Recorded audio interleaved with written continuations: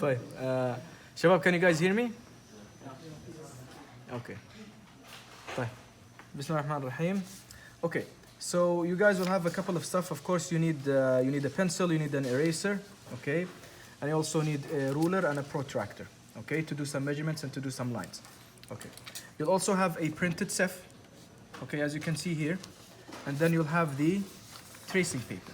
Okay, the tracing paper has a glossy surface and it has a matte surface. So the matte surface is going to be facing you. Why? Because you're going to do the tracing on the matte surface so that the marking stays. If we do it on the glossy surface, it's not going to stay. Okay, so the matte surface always goes against, faces you. Okay, and then you're also going to have the cephalometric analysis sheet, as you can see here. Okay, so basically what you're going to do is you're going to write your name. Okay, the student name. Okay. And then you're going to write the date. So today is the 22nd, I think, of March 2018. And the year, 5th year, okay?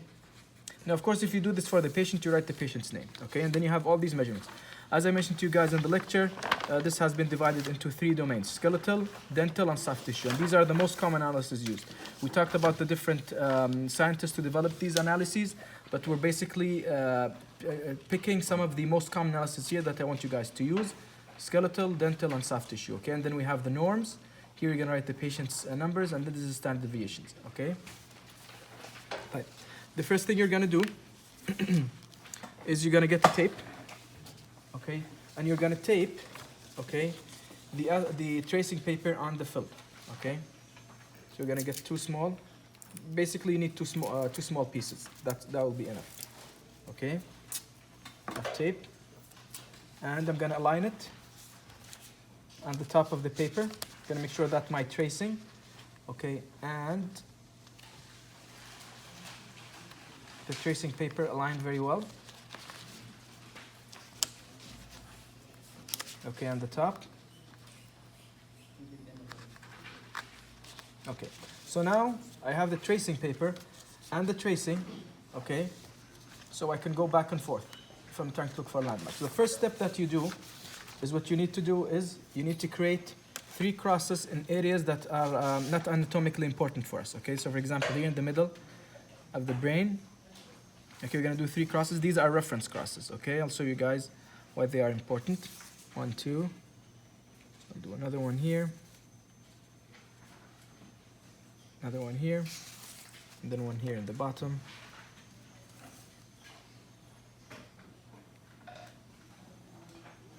Okay, and now that we have these reference crosses, why are they important? Because I'm gonna trace them also on the tracing paper. So sometimes during tracing, the tracing paper can move right and left and you lose orientation. So this is a nice way for you to guide you back into your orientation.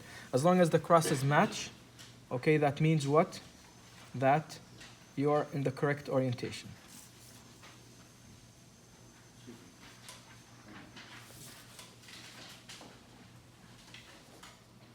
Same thing here. And same thing here. Okay, and then the last one here in the bottom.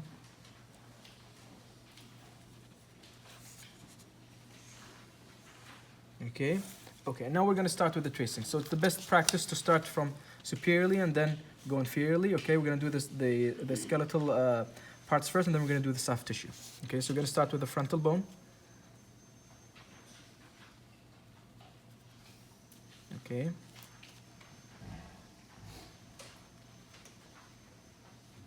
Okay, and here we got this is the nasal bone.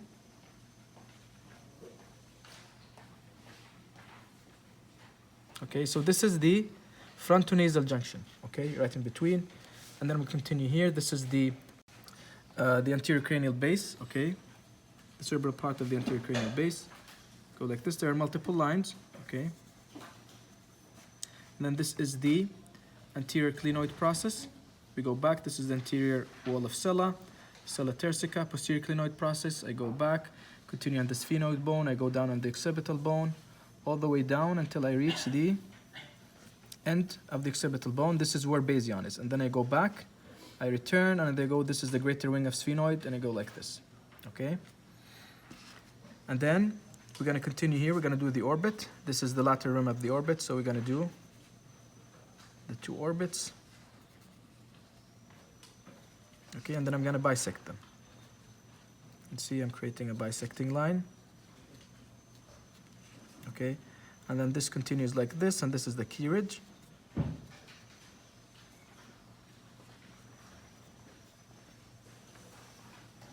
Okay, this is the key ridge. Okay, and now we're gonna do the maxilla. So this is the anterior nasal spine. I'm gonna start here with the alveolar ridge, the alveolar ridge of the maxilla. This is, here's point A, and then this is the anterior nasal spine. And then I go back, up like this. And here, this is posterior nasal spine. And then I continue.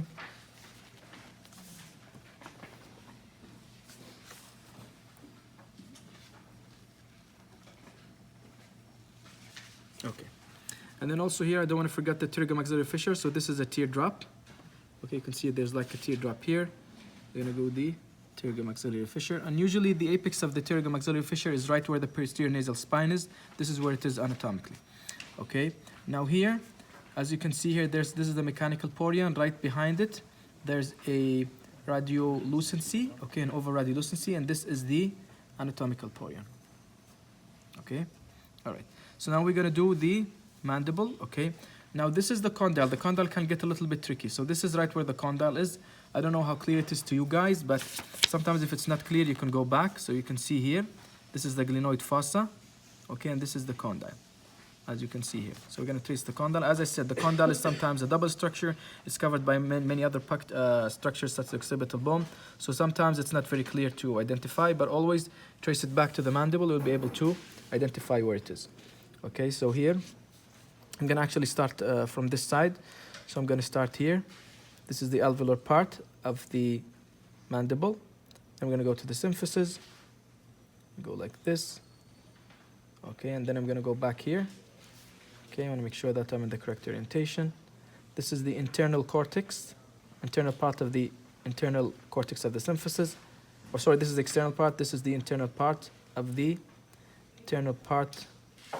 cortex of the symphysis. Okay, and then I'm going to continue here. In this case, I can see one outline for the mandible. Again, if you have two outlines, you're going to do two outlines, and then you're going to bisect them. I go up like this, and then I'm going to reach here, and this is where articulari is. Okay, so I'm following, okay, the posterior border of the ramus, and then I reach this area, the neck of the condyle, and then here, I'm going to do the condyle itself. I go back down, sigmoid notch, and then the carotid process, and then I go back, the anterior border of the ramus.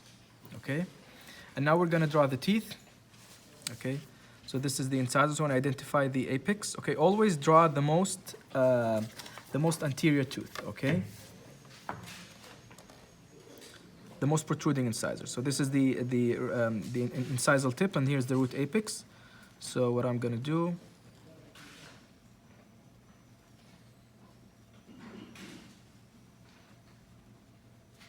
okay, and then I go back, I'll check my incisor.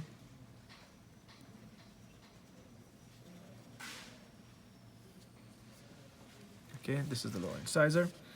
And now I'm going to check where my molars are. So here I can see the first premolar, second premolar, and this is the first molar, the upper and the lower. Now I'm going to do the first molar.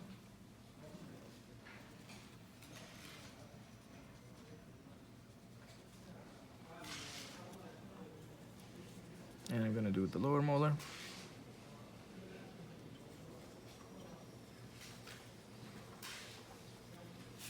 Okay, I'm going to continue here. Sure my alveolar process is correct. Okay, so I got this. So now what I'm going to do, I'm also going to trace the cervical vertebrae 1 and 2. So this is the atlas and this is the axis. Okay. Now some of these landmarks are used in other analyses. We're not going to use it with you guys, but we use it sometimes in other analyses. And this is the atlas, and then this is the axis. Now the axis goes down like this, and then there's a odontoid process of the axis that articulates through the atlas. This is responsible for rotation of the head. Okay. One thing that we don't want to forget here, always write the patient's name, or in your case, you're going to write your name and the date and the age. So we're going to do name, okay? And then we're gonna do date. We're gonna do age. Why? Because sometimes we trace patients at different ages, so we wanna know how old the patient was during this stage and how old they were at a different stage. So name of the patient, date and age. In your case, you're gonna write your name and the date. Okay, so now we got this. Let me just do this here, I'll correct this part. All right, and so far I think we haven't missed anything. Okay, so now we're gonna start with the soft tissue. So soft tissue, gonna go with the soft tissue outline, okay?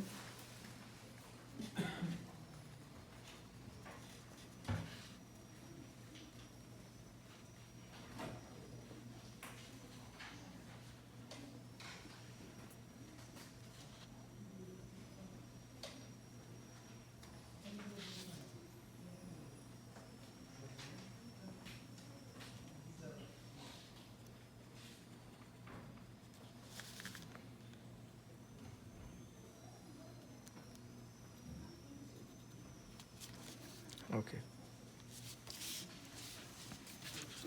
Just a little bit of correction.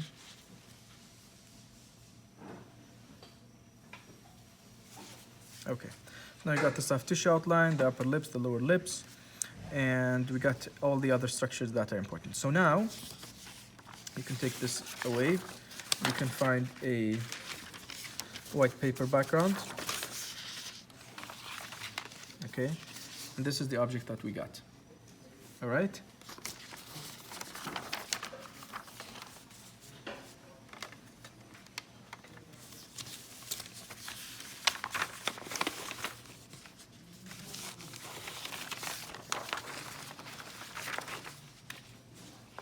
Okay, can you guys see? Okay, so now we got all the objects. Okay, so now we're gonna start identifying the points. So let's start here. What is this point? Nasion, right? Okay, nasion and A. And what is this point here? Maxilla, okay. S, okay. What is this point? Porion, the most superior part of the external auditory meatus. Porion, and here, the most inferior part here, the orbit. Orbitally, okay, and here, if this is the teardrop shaped, okay, pterygomaxillary fissure. If we think about this circle right where 11 o'clock is, okay, this is pterygomaxillary, PTM. Okay, and now here, what is this part? ANS, okay. ANS, and here is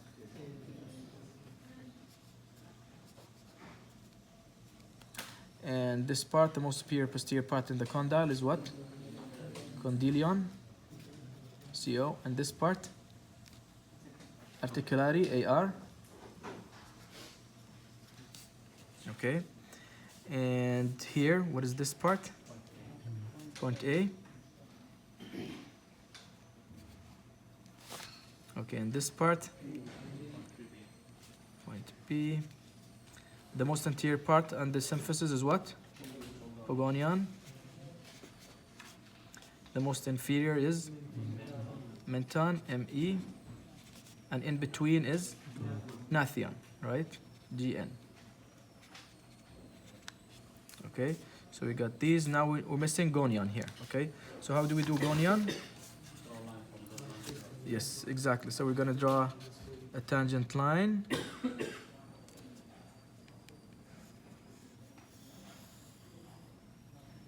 Okay, and then also the posterior border.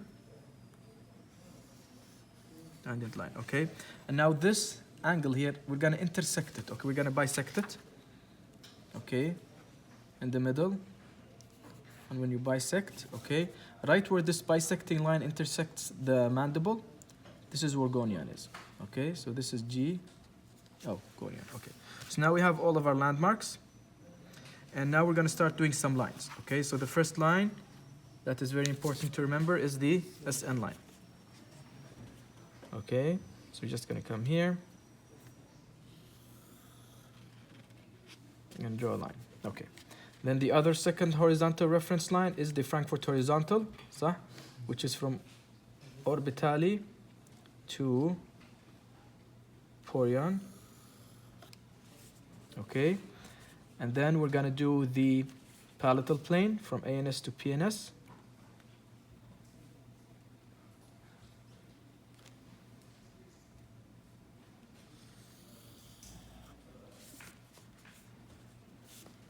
Okay, and then we're going to do the occlusal plane.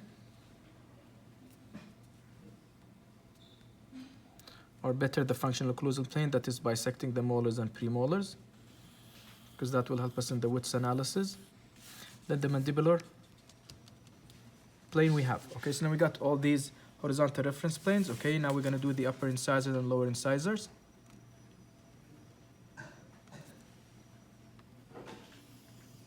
Okay, from the root apex to the incisal tip. Same thing here. Okay, and then we're going to draw from N to A.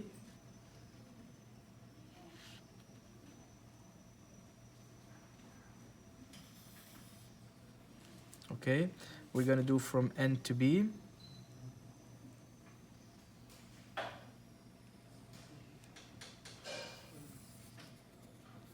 Okay, and we're also going to do from N to Pogonian, but here from N to B and N Pogonian is almost lying on the same line. Okay, and then also we're going to do the perpendicular from the from point A to the occlusal plane. This is for the Wits analysis. Okay, so we need a perpendicular line. Okay, that is going from the occlusal plane to point A. Okay, and perpendicular line that's going from point B to the occlusal plane. And in this case, it happens to be sitting right on. Okay, this is for the Wits appraisal. All right, so I think we got most of the measurements that we need here. Oh, another one that we're going to do the S to gnathion. Okay, this is for the Downs y-axis.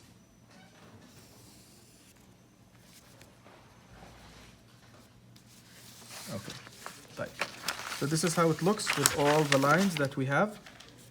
Okay, نشرح لكم هي. We started first with drawing the anatomy, then we had the points, and then we're going to do the lines. And now lastly, we're going to do the measurements according to our cephalometric analysis summary sheet. Okay, right. We're going to start with the first number, which is SNA. Okay, so SNA demarcates what? The position of the maxilla, صح? Okay, so we're going to measure it. We're going to use our protractors.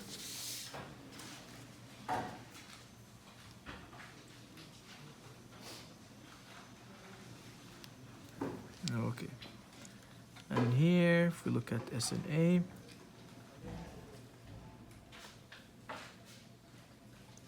so we got 83.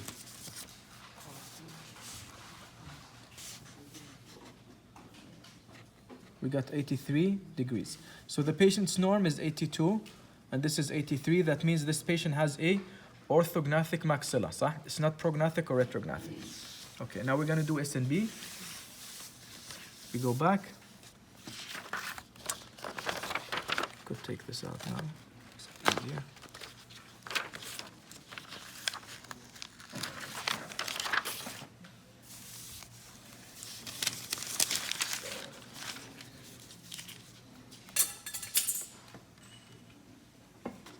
Okay, so here we're going to measure the SNB. So same thing, SM. Okay, and SNB, and here the SNB is 81. Okay, 81 degrees. So same thing, the mandible is orthognathic mandible because the norm is 80. Now A and B is basically the difference between this and this. You can measure it inside here, but it's a very small angle. And to make it easier, it's mathematically, it's A and B is basically SNA minus SNB. So here it will be 2 degrees. And the norm is 2. So this patient is skeletal class what? Class 1. Beautiful. Okay. The other measurement that we use to define the skeletal classification is the Wits appraisal. Okay. طبعا here we've drawn the perpendicular from point A to the occlusal plane. Also drawn the perpendicular from point B to the occlusal plane. And the difference here is 0. There's no difference. They lie on exactly the same line. So the Wits appraisal will be 0 millimeter. So 0 millimeter is also suggesting class 1. So according to Steiner and according to the Wits appraisal, she's both skeletal class 1. That means she has a good relationship between her maxilla and mandible. Okay. Now we're gonna look at the Down's facial angle, okay? So Down's facial types, the 4 facial types. So this is Frankfurt horizontal to N Pogonian, okay? So, okay. So we're gonna do this one, all right?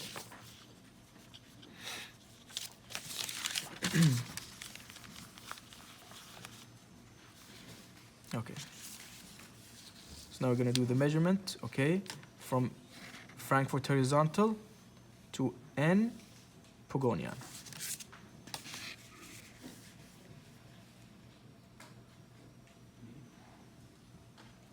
Okay. And here the number is 87. Okay. So we plug in 87 degrees. Norm is 87.8, so it's within one standard deviation. Okay, so that means that this patient is a orthognathic facial type. Okay, so here everything is suggesting a good balance between the maxilla and mandible.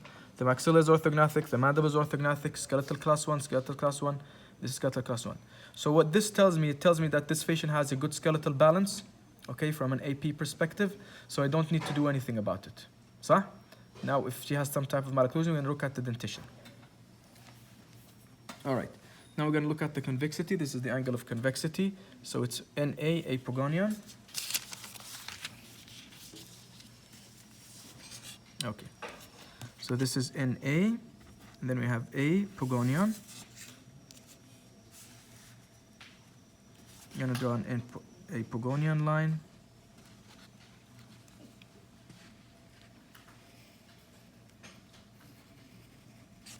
It's almost the same angle. You can see here this upper part, it's a very small angle. So I'm going to measure it.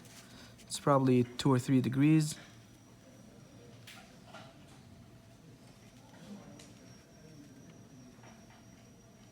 It is 2 degrees. So here the angle of convexity is 2 and the norm is 0. Okay, so it's still within one standard deviation. So that means this patient has a straight profile or normal angle of convexity. Now we're going to do the cranial base angle. Okay.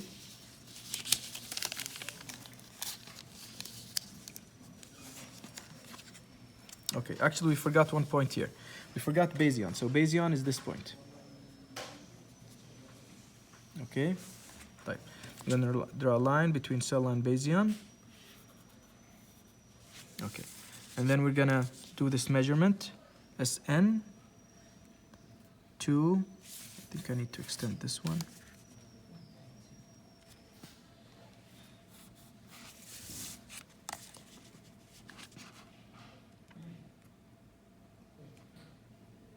Okay, and the cranial base angle is 134.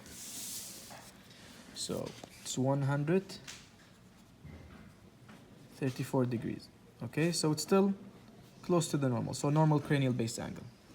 And then we're going to look at the hyperdivergency, the mandibular plane according to Steiner, the SN to Gonian Nathion, and then the mandibular plane according to Tweed and according to Downs, Frankfurt horizontal to Gonian Mental. Okay, we're going to do the measurement.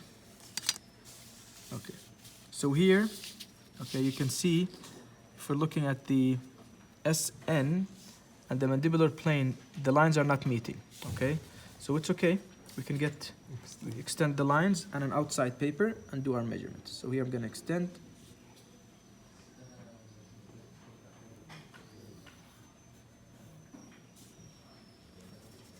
Okay, same thing here.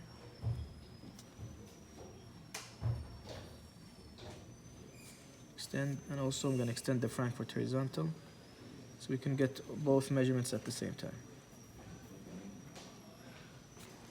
Okay. Now I'm going to do these measurements.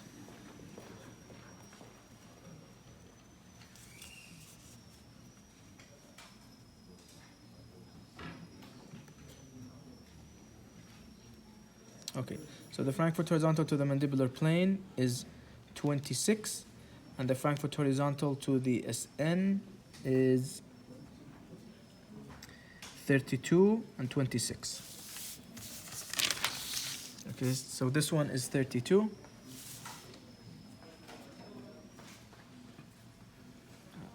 And this one is 26. So this patient basically has also a good vertical pattern and good divergency of the mandible. Okay, so this is 32, norm is 32. So she has a normodivergent mandible or normal divergency of the mandible. And this is 26, same thing. The norm is 25. Okay, now we're going to look at the y-axis of Downs. Okay, from S. Nathian intersecting Frankfurt horizontal.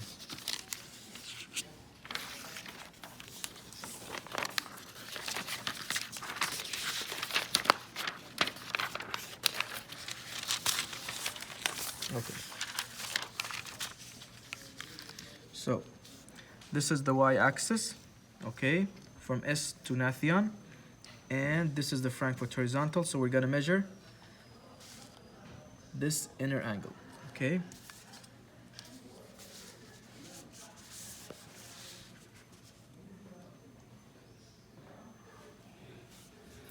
Okay, and this angle is 61. Okay, so this number is 61. The norm is 59.4.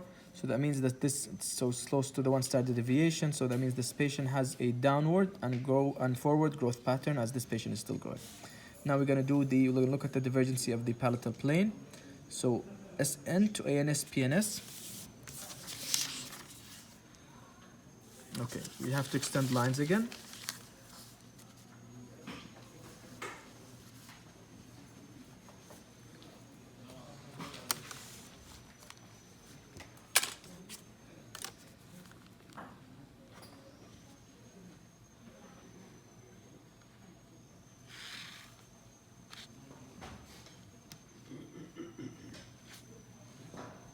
Again, this is the palatal plane.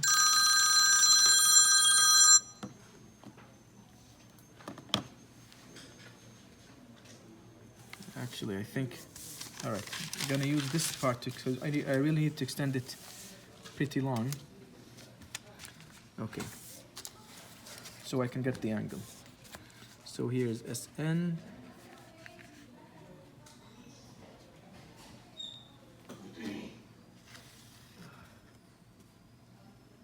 Okay, and this is the palatal plane.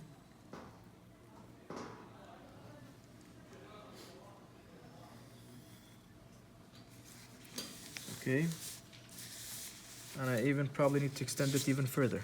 Okay, but what matters is that I'm trying to get the angle because both lines are very close to each other. It's a very small angle. They're almost parallel. So I'm going to extend it until what? I get the angle.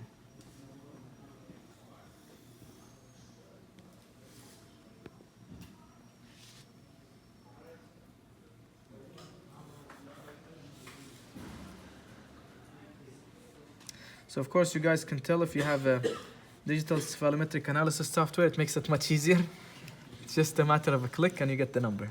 And it's probably even more accurate. Okay, so now we got the angle.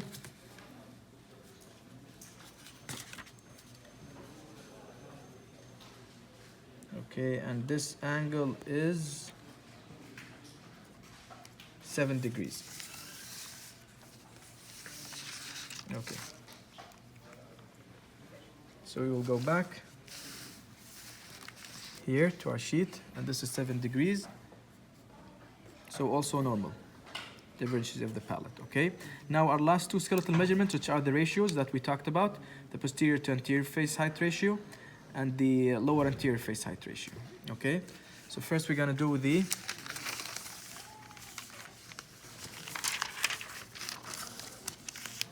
lower anterior face height ratio. So this is a millimeter measurement, okay? So we're gonna measure from Nathian to ANS. You don't have to draw a line, you can just measure it. And here it is 44. And then from ANS to Menton, and this is 55. So we got 44 and 55. Okay? So we said 44 divided by 55, right? And then we're gonna do a measurement. Okay, we're gonna divide it and multiply it by 100 to get the ratio. So it will be 44 divided by 55 times 100. Okay. So this patient has a ideal lower anterior face height according to the norms. So it's exactly 80%. Okay. As we said, if this number decreases, that means the patient has an increased lower anterior face height. If it increases, that means it has a decreased lower anterior face height. Okay, so now we're going to do the posterior to anterior. So here again, we're going to measure from S to gonion, that's 62.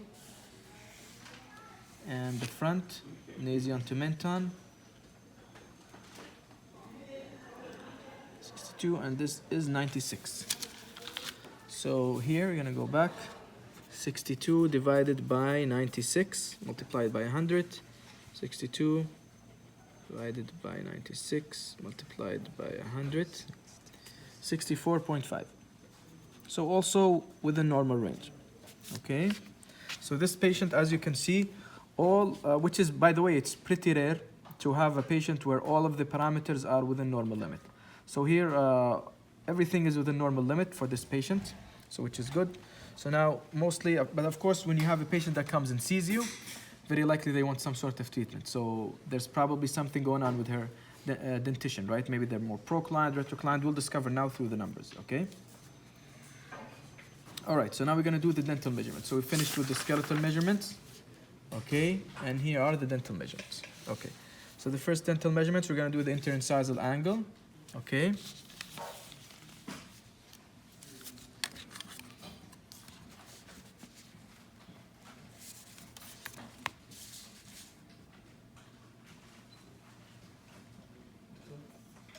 Hello. Okay, so I'm going to do the interincisal angle, this inner angle between the lower incisor and the upper incisor, okay? الزاوية الداخلية.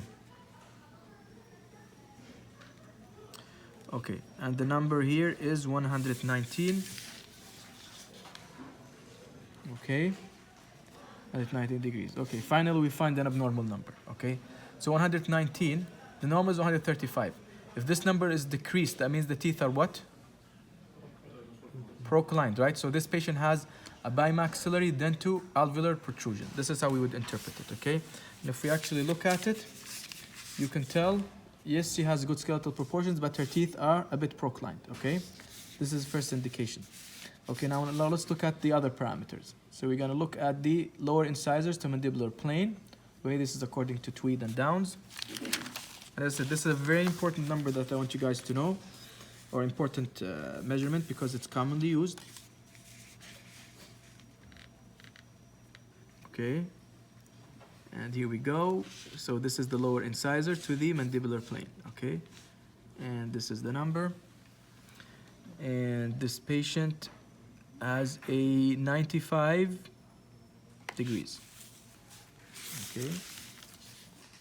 So 95. So this is suggesting what? That her lower incisors are what? The norm is 87, right? According to Tweed. So this is 95. That means her lower incisors are what? Proclined or retroclined? Proclined, right? It's an increased number. They're proclined forward. Okay? And also there's another measurement to measure the inclination, not only with the mandibular plane, we can also use the NB angle. Okay, so now we're going to go back. And we got N to B, okay? And then the intersection with the lower incisor.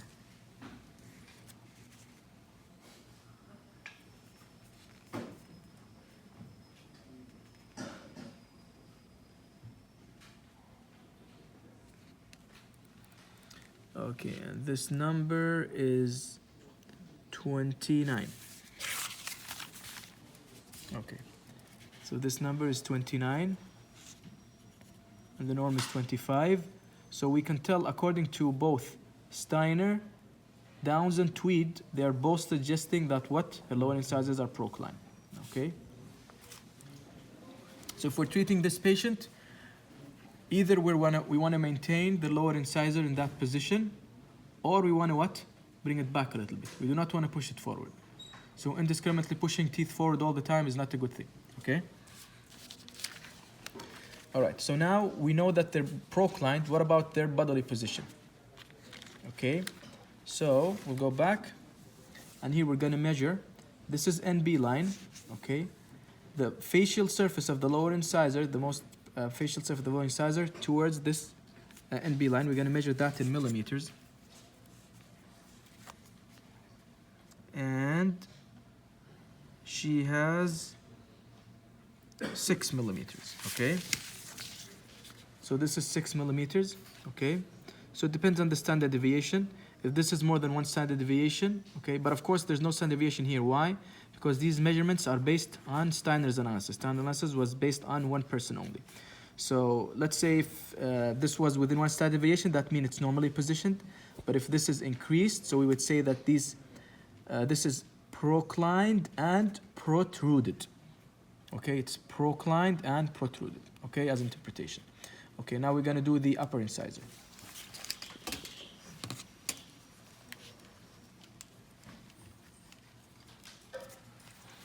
Okay, can you guys hear me? Okay, good. All right, so now we're going to do the upper incisor. Okay, 2 and A. Okay, so this is the upper incisor, and this is NA. And here the number is 32. Okay, so 32, and the norm is 22. So that means that this is also what? Proclined. Okay, now we're going to look at the distance.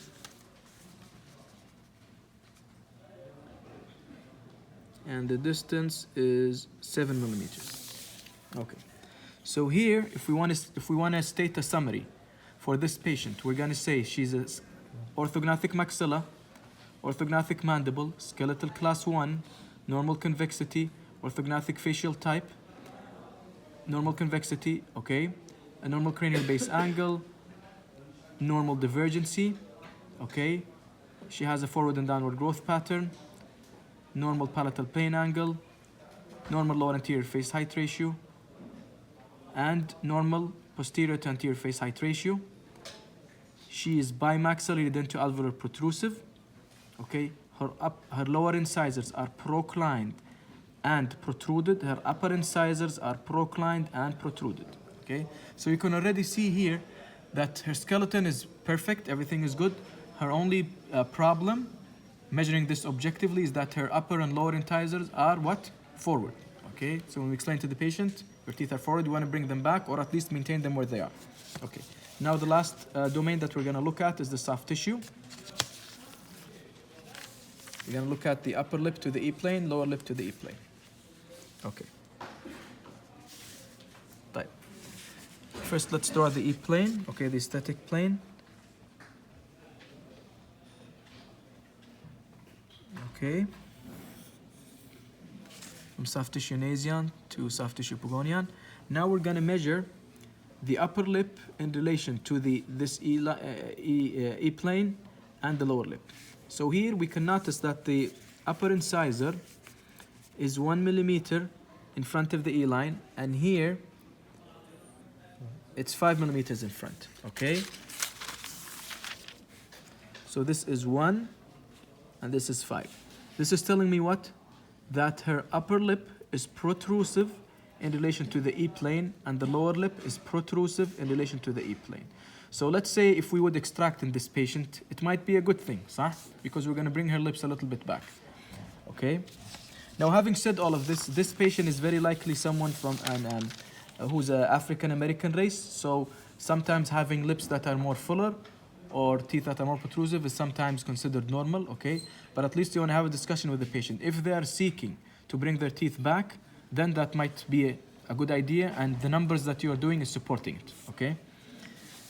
And then the last measurement that we're going to do is a nasolabial angle, okay? And this is the nose.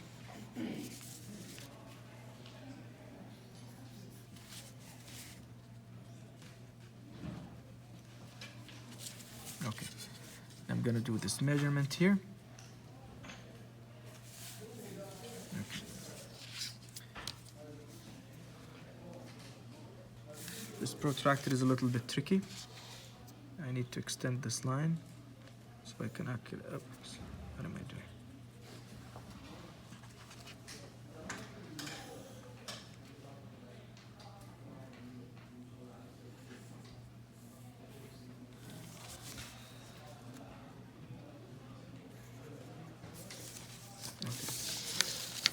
Maybe I need to extend this a little bit so I can measure it, because this protractor requires me to have long angles to get the measurement accurately. Okay, show you guys here.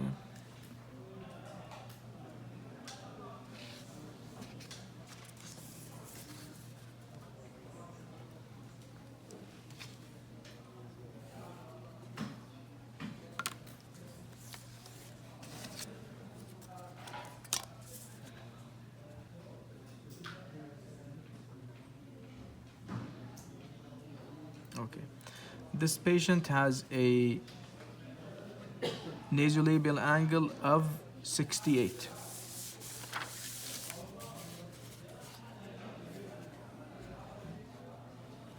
Okay, 68. That means she has an acute nasolabial angle. Again, this is favoring that if I want to bring her upper lips back, it's still okay. I'm not going to make it worse. But if I actually bring her lower lip forward, I'm going to smudge her nose close to her upper lip, and that might not look nice. Okay, so that's basically it. That's it. So I need you guys to practice, inshallah. So you can practice this, inshallah, this week at home, and next time we're also going to have a session on cephalometric tracing.